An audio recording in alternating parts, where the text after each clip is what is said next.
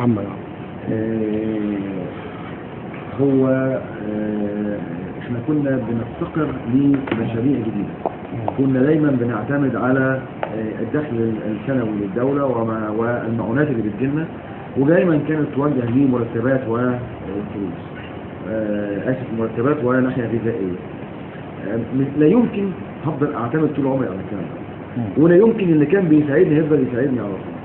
وهو برضو قال كلمة حلوة امبارح، ان في ايد بتلعب في المنطقة بالكامل، في ايد عايزة توقع المنطقة بالكامل.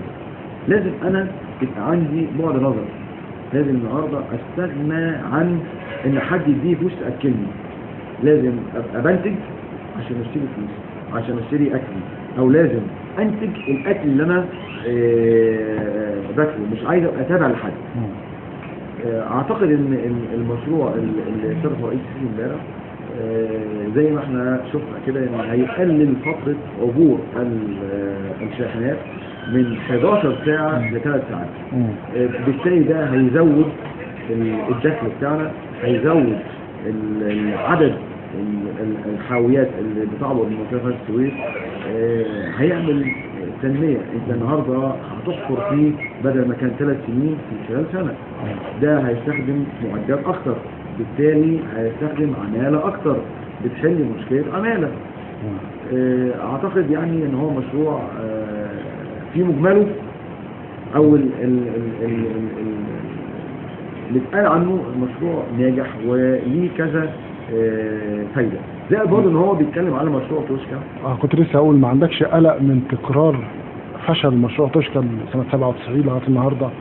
طلع 10% بس منتج. طيب هو برضه اتكلم عليه امبارح. يعني انا زي ما بقول لك ان انا النهارده لما هاجي اعمل مشروع لازم اعمل دراسه جدوى.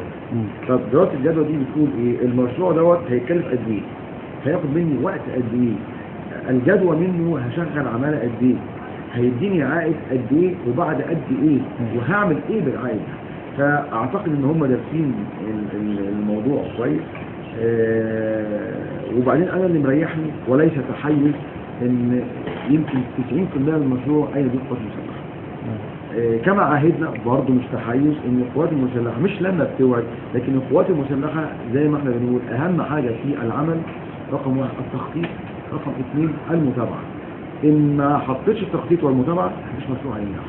وده اللي مخلي القوات المسلحه ناجحه. يعني في تخطيط، في متابعه، بنعمل دراسه للمهمه، دراسه للوقت، بنعملها مراحل، وبنتابع وبنشرف في الكلام ده.